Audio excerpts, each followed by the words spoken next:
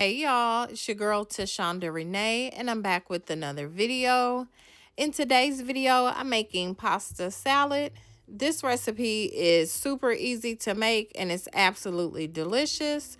So if you would like to see how I do it, please stay tuned. All right, for this recipe, I'm using some rainbow twirls pasta. The pasta is not going to make a huge difference for this recipe, so just use your favorite. Be sure to salt the water. You want to make sure your pasta is going to be as flavorful as possible. And if I did not already say it, I'm using 12 ounces of the pasta. So while I'm waiting on that to get done, I'll go ahead and prepare my veggies. I'm going to go ahead and peel one large cucumber. And because I do like some skin left on, I'm not going to completely peel it. That is totally up to your taste though. You can completely peel it or you don't have to peel it at all.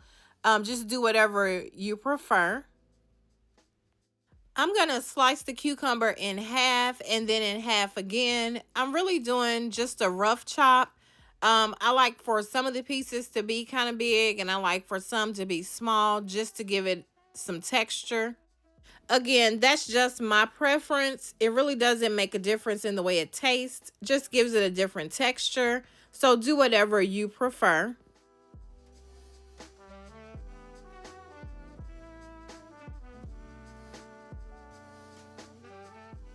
Now I'm going to go ahead and add my cucumbers to the serving dish. Next, I'm going to go ahead and add my red onions. Now, I did purchase them pre-diced. I want them just to be somewhat smaller, so I'm going to just take my knife through them and kind of dice them to make them somewhat smaller.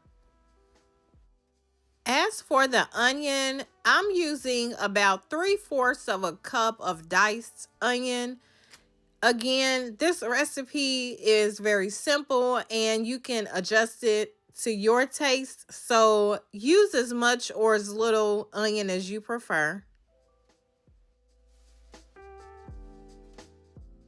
Next, I'm going to add some pepperoni. I'm using turkey pepperoni because I do not eat pork. You can use either or. If you can find bite-sized pepperoni, you may want to get that. I do prefer the pepperoni to be bite-sized, but I could only find these pepperoni that I purchased. So I'm going to go ahead and cut them just to make them more bite-sized. Next, I'm going to add my chicken, and I'm going to do the same thing with it that I did with the pepperoni. It's just not small enough, so I'm going to cut it up to make it more bite-sized.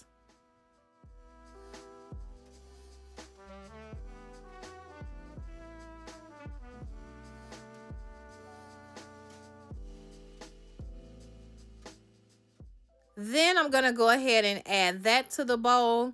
And just be mindful of your pasta. Make sure you're not overcooking it. And you want to stir it periodically to make sure nothing is sticking together. Now I'm going to add the tomatoes. For this particular recipe, I do prefer to use canned tomatoes. And these are actually petite diced tomatoes. I do like to add about half of the juice from the can into the bowl as well. It just does something for the flavor. If you prefer to use fresh tomatoes, that's fine as well. For this recipe, you're going to want to use sharp or extra sharp cheddar cheese. Typically, I use anywhere from 1.5 to 2 cups of the cheese. If you want to use more, go ahead and use more. You cannot go wrong with that.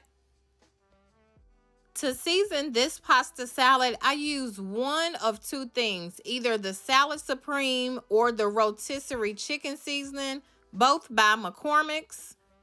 This time around, I only used the Rotisserie Chicken seasoning, and it is absolutely delicious. Definitely give that a try if you have not tried it in your pasta salad. So now I'm going to go ahead and add my cooked pasta to the bowl. And just a tip, for your pasta. Once it's done cooking, do not rinse the pasta off because you've already seasoned it.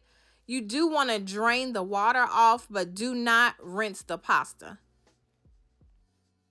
Now for the dressing, you're going to add 1 cup each of Italian dressing and ranch dressing. If you don't like a lot of tanginess, you may want to start with a 1/2 cup of the Italian dressing and do 1.5 cups of the ranch dressing. Then you're just going to go ahead and mix it together until everything is well incorporated. And that is it. Your pasta salad is done. You do want to go ahead and chill it before you serve it. I like to make mine at least 4 or 5 hours before I'm going to serve it. You want to allow time for it to chill as well as allow those flavors to marry together.